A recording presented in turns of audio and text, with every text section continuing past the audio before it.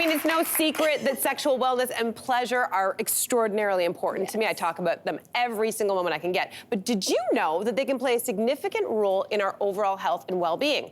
In fact, you can now buy top-rated sexual wellness products online at Shoppers Drug Mart. I love that. Right? I love that. Okay, so here to tell us more, please welcome to the show, welcome back to the show, Dr. Sheila Wijayasinghe, an associate professor and undergraduate chair in the School of Health Studies at Western University, Trina Orchard. Welcome. Welcome.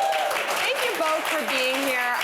And Dr. Sheila, let's start with you. For those who don't understand, let's break out what is the difference between sexual health and sexual wellness. So sexual health is a general, broad term that we use to talk about anything related to our sex and wellness, really, in our bodies. And so it's reproductive health, like access to contraception. It's discussions around safe sexual practices, like prevention of infections. It's also important to know that it can involve things around consent, sexuality, gender, making sure that we are creating safe spaces to have these conversations as well. Sexual health is a right, so I'm so glad that we're talking about it today. And sexual wellness takes it a little bit to a different level, talking about pleasure, and that we also have a right towards pleasure, and it's part of who we are and part of our wellness. I love that. So Trina, you are an anthropologist. You research sexuality, gender, and the politics of health. So according to you, why is sexual wellness so important? Sexual wellness is really important because it's about how we experience intimacy with other people as well as ourselves. And studies show that a lot of Canadian women don't know enough about what sexual wellness means or how to incorporate it into their lives. And so that means that they're not able to reap some of the benefits that Dr. Sheila just spoke about, as well as some of the more holistic effects of it. And we're really excited to be here today to talk about how sexual wellness is wellness, and also that it's available for everyone. I think people think about sexual wellness as something that's kind of bougie or only for beautiful people, but it's really something that we can all achieve. And so that's why, we're really excited to be chatting about it today. I love that. Anybody, anybody. Anybody. Literally. I think that many people would be surprised to realize that it's not only psychological benefits, but it's also physical benefits that can come from sexual wellness and mental health benefits. So let's talk about some of those. So I love talking about this. I wish that we talked about it more in the medical office, because there are a lot of physical benefits that can come from sex and intimacy. And specifically, we know that studies have shown that folks who engage more in sex and intimate acts can have an increase in their immune system. They can have beneficial effects on their cardiovascular system, like a reduction in their blood pressure, decreasing the risk of heart attacks. It's also when we are intimate with ourselves or with partners, it's important to know that it increases the hormone release of oxytocin, which helps connectivity to other people. It also releases, when you have an orgasm, you can have a release of prolactin, which actually can help with pain. Mm-hmm. So people with menstrual cramps, for example, that can be something that can be helpful for headaches, for arthritic pain. And finally, one of the biggest benefits of being sexually active or having intimacy is around your pelvic floor health. Mm-hmm. And so when you use your pelvic floor, it's like having exercise. And so it's really important. It strengthens your pelvic floor, and it also helps things like your bladder health, especially important as we get older. So then, what can we do then to improve our sexual health, doctor? Well, thank you. There's many things that you can do, and I think this is a really important space that we're in right now. We're talking about it, we're discussing the importance of breaking down the stigma around getting help for our sexual wellness and health. And so first off, I say, take this opportunity after this discussion to go home and think about what brings you pleasure, what works for you and what doesn't work for you. Have that on your own or with partners. The other thing I always talk about is libido and desire really are affected by stress levels. And so doing things like exercising regularly and sleeping well, that will also help your sexual wellness. The other piece that's important is sexual health is a right, as I talked about. So if you are struggling with it and having pain or any issues, seek help. Mm-hmm. Ideally, you have a space that is a sex-positive medical office. We need to do better in our medical offices in making those spaces safer, but you can come and talk to us, and then we can try to help. And especially if we prescribe medications that often will dampen libido or dampen desire. So those are things that we can help and maybe switch and look for solutions. And always self-pleasure and lubrication are one thing that I wish I could prescribe to people, because it actually really does help with our connection to others and, most importantly, to ourselves. Preach. I mean, I just love that. And I think these conversations are so important to destigmatize. Trina, another conversation that is very fraught often is talking about toys. And this is something that I get really upset about.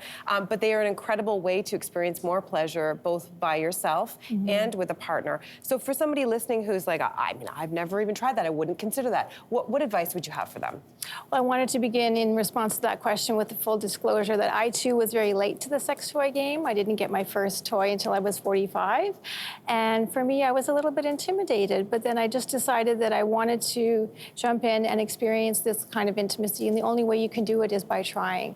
And there are all different shapes and sizes of sex toys. I really encourage everyone to check them out on the Shoppers Drug Mart website. Some of them are so beautiful. So beautiful. And Like they don't, like that image that we had, I think, back in like the 70s and 80s of what they looked like, get that out of your mind. Yeah. A different world now. Yeah, they're beautiful and they make you feel sexy. And so you're going to use them more and reap those benefits by yourself or with a partner.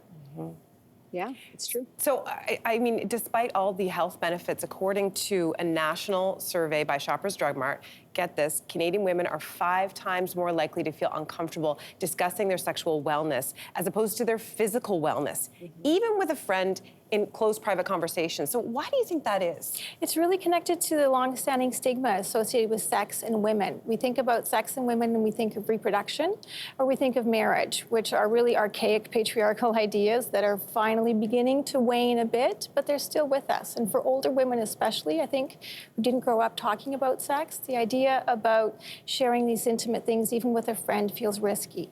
Some women, they're not experiencing the sex lives that they want to, and they feel a bit ashamed. And then for other women who are experiencing their best sexual wellness, they also feel a little nervous to share with their friends because they know they're kind of going outside of the bounds of what the normal society tends to think women should be doing.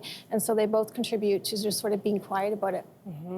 Dr. Sheila, you know, discussing sexual wellness with maybe a doctor or a trusted friend, obviously, as we've heard, can be challenging. But, you know, I could imagine a lot of people who would have a difficult time even broaching this topic with their partner. And, you know, for many, many reasons. So if someone's watching and they're like, you know, this is something I'm really interested in, but I don't know where to begin with my partner, what advice would you have for them?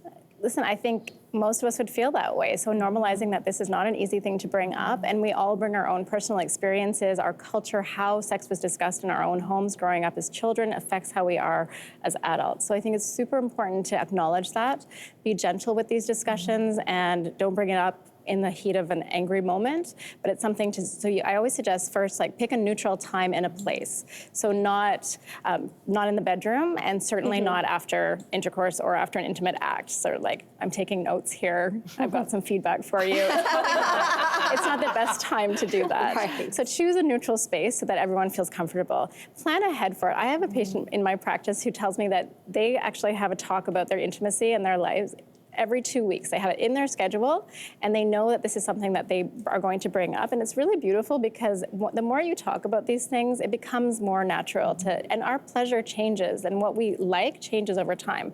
So it makes sense that we would have these ongoing discussions. It's not one and done. The other piece is, if you're struggling and it's hard to have those conversations, make sure that you do engage in support. We can do that in our offices, and there's a lot of therapists who are specialized in sex therapy that if you can't talk about it individually with your partner, maybe having somebody as a middle ground to help start that conversation can be a really great space, because again, we all have the right for pleasure and we all have the right to have these discussions. So I hope we can encourage that more and more. I love everything you're saying, and I also think anyone watching at home finding an in, this segment is an in. Hey, I was watching The Social today, and guess what they were talking about?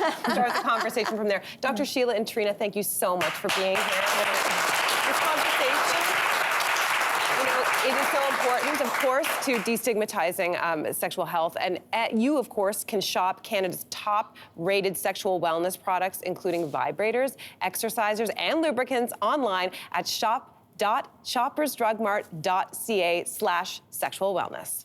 Hey there, wasn't that great? Do you know where you can find some equally good content? Our YouTube page. It's filled with discussions, debates, and some laughs. Head there now, like and subscribe.